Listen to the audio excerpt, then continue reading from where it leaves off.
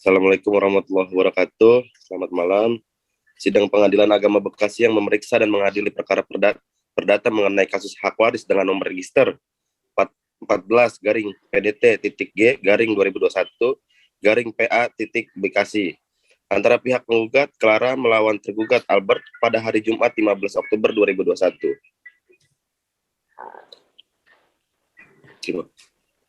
Baiklah, sebelum persidangan dimulai, Majelis Hakim perintahkan untuk semua hadirin agar menonaktifkan segala bentuk alat komunikasi.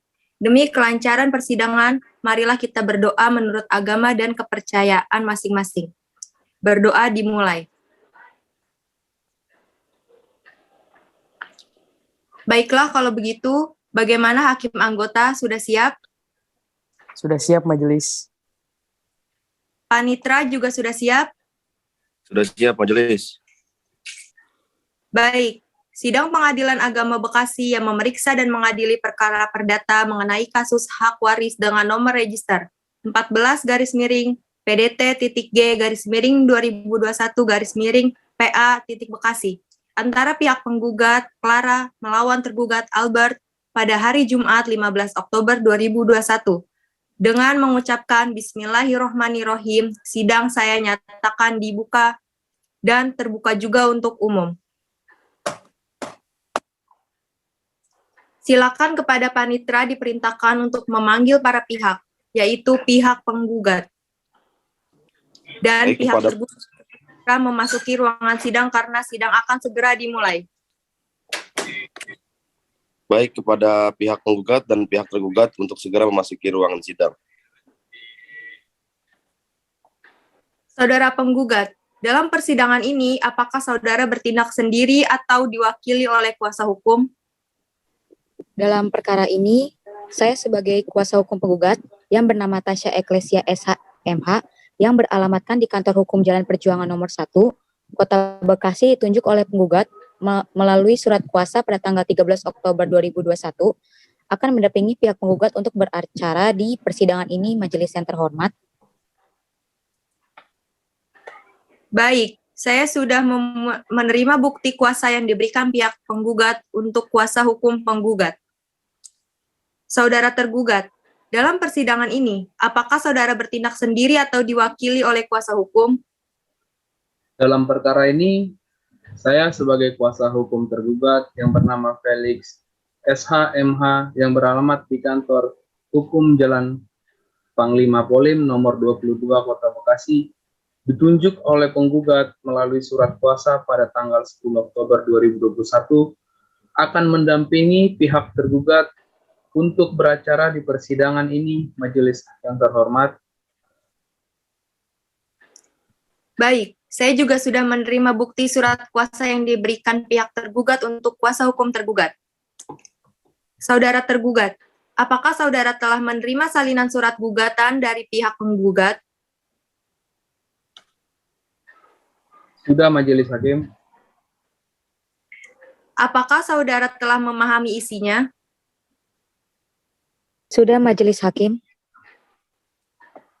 Saudara pihak penggugat dan pihak tergugat, sesuai dengan Surat Edaran Mahkamah Agung Nomor 1 Tahun 2016 tentang prosedur mediasi di pengadilan, maka perkara ini sebelum diperiksa dan diputus oleh pengadilan, saudara akan diberi kesempatan untuk memikirkan kembali dengan pikiran yang jernih dan tenang, baik buruknya perkara ini diputus oleh pengadilan. Untuk itu, saudara akan diberi kesempatan untuk menyelesaikan perkara dengan mediasi. Saudara kuasa hukum penggugat, apakah mempunyai mediator sendiri? Tidak ada, Yang Mulia.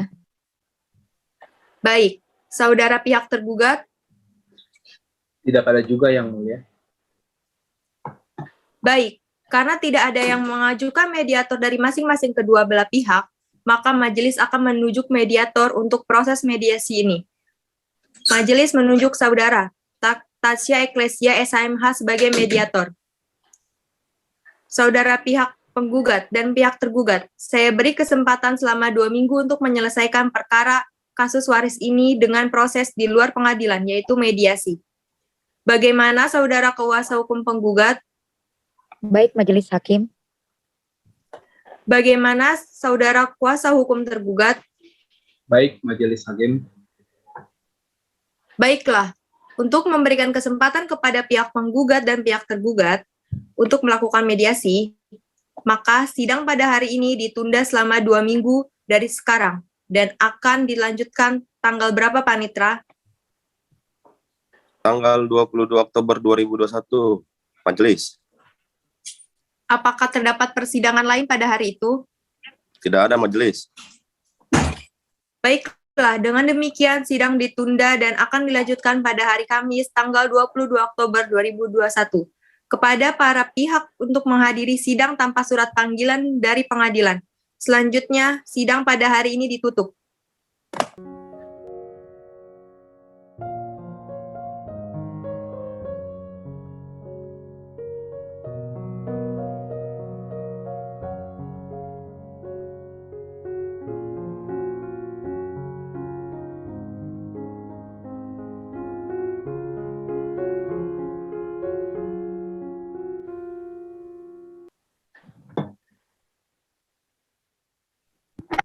Assalamualaikum, selamat pagi Bapak dan Ibu yang saya hormati yang sudah bersedia hadir di ruangan mediasi hari ini pada hari Jumat 22 Oktober 2021 dan ditemani juga oleh kuasa hukum kedua belah pihak. Pertama-tama izinkan saya memperkenalkan diri terlebih dahulu. Nama saya Tasya Eklesia SHMA. Saya di sini sebagai mediator yang telah dipilih Bapak dan Ibu untuk memediasi permasalahan yang dialami Bapak dan Ibu. Selanjutnya kepada Bapak dan Ibu saya berikan kesempatan untuk memperkenalkan diri masing-masing. Di sini juga saya membawa sekretaris saya untuk mencatat notulensi mediasi yang berlangsung pada hari ini. Assalamualaikum warahmatullahi wabarakatuh. Selamat pagi Bapak dan Ibu.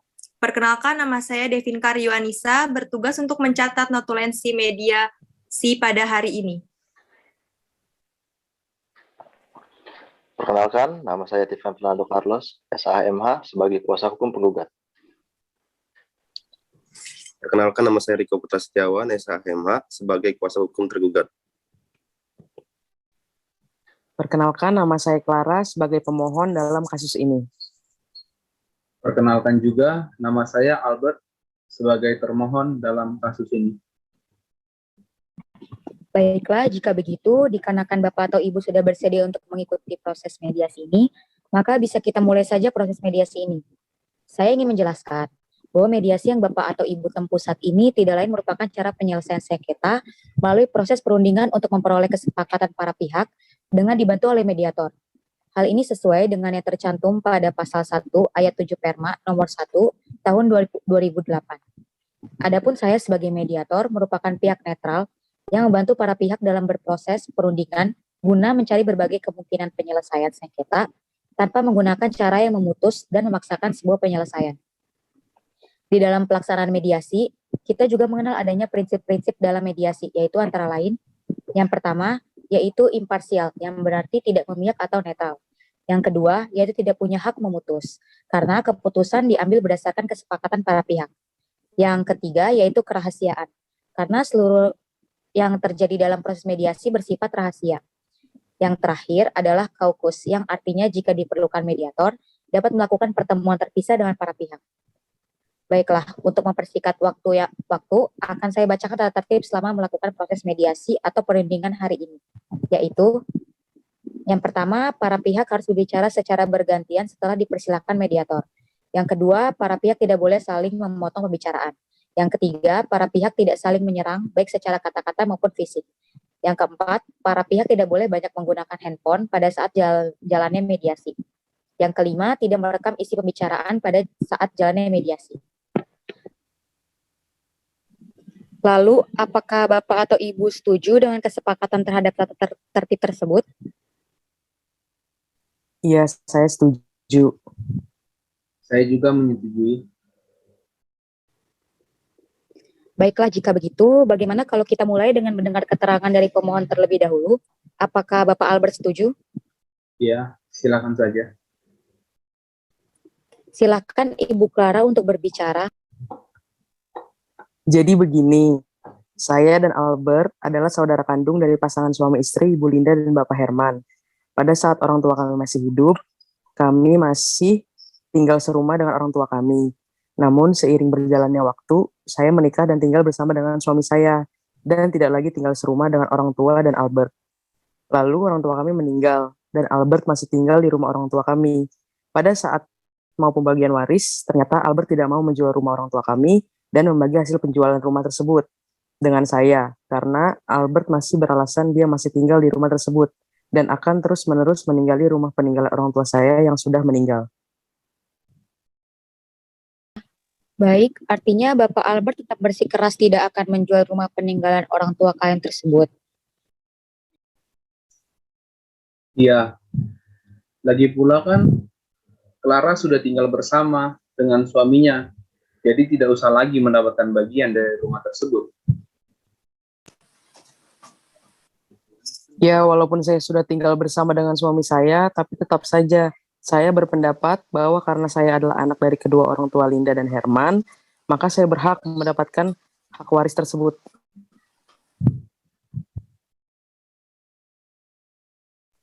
Baik, di sini yang saya lihat antara Bapak Albert dan Ibu Clara masih tetap mempertahankan pilihan masing-masing.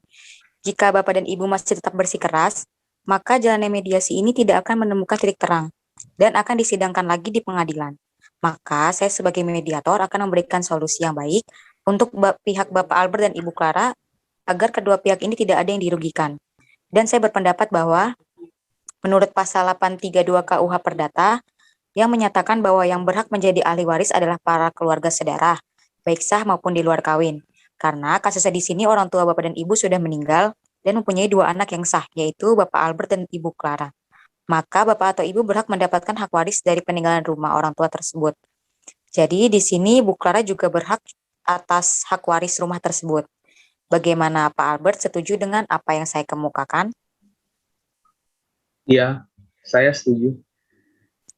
Jika Bapak Albert setuju, maka saya akan memberikan pilihan kepada Bapak atau Ibu mengenai pembagian waris rumah tersebut. Mau dibagikan berdasarkan hukum apa? Yang pertama adalah menurut hukum Islam, yaitu menurut pasal 176 kompilasi hukum Islam, seorang anak perempuan akan mendapat separuh bagian, bila dua orang atau lebih mereka bersama-sama mendapat 2/3 bagian. Dan apabila ahli waris anaknya perempuan dan anak laki-laki, maka bagian anak laki-laki adalah 2/1 dibandingkan anak perempuan. Yang kedua adalah menurut hukum perdata.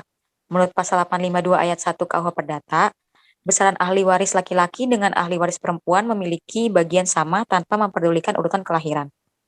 Anak-anak atau sekalian keturunan mereka, biar dilahirkan dari lain-lain perkawinan sekalipun, mewaris dari kedua orang tua, kakek, nenek, atau semua keluarga saudara mereka selanjutnya dalam garis lurus ke atas, dengan tiada perbedaan antara laki atau perempuan, dan tiada perbedaan berdasarkan kelahiran lebih dulu. Jadi kalau di hukum perdata, perempuan dan laki-laki hitungannya sama atau dibagi dua. Yang ketiga adalah hukum adat. Besaran bagian harta warisan dapat berbeda antara anak laki-laki dan perempuan sesuai adat daerah yang berlaku. Contohnya, pembagian besar warisan di daerah Sumatera Barat. Bagian warisan dari anak perempuan lebih besar dari bagian warisan anak laki-laki. Sementara itu, di daerah Sumatera Utara, bagian dalam warisan lebih besar kepada anak laki-laki jika dibandingkan bagian anak perempuan. Jadi, bagaimana Bapak atau Ibu? Silakan memilih hukum apa yang akan dipakai dalam pembagian waris kedua belah pihak. Bagaimana Bapak? Saya setuju pembagian secara hukum perdata. Bagaimana Ibu? Apakah Ibu setuju dengan Bapak Albert atau Ibu punya pilihan yang lain? Ya, saya setuju juga kalau pembagian waris ini menggunakan hukum perdata, karena adil, kedua belah pihak mendapatkan hak yang sama. Kalau begitu, kedua belah pihak sudah menemukan titik terang dalam permasalahan ini. Jadi sudah disepakati jika pembagian waris atas rumah tersebut menggunakan hukum perdata. Jika Bapak Albert dan Ibu Clara menginginkan bukti salinan notulensi mediasi hari ini, silakan minta ke sekretaris saya ya. Sudah disiapkan Devinka salinannya. Baik, sudah siap Ibu salinannya. Baiklah, kalau begitu mediasi hari ini selesai sampai di sini. Terima kasih atas perhatian dari Bapak Albert dan Ibu Clara maupun kuasa hukum para pihak.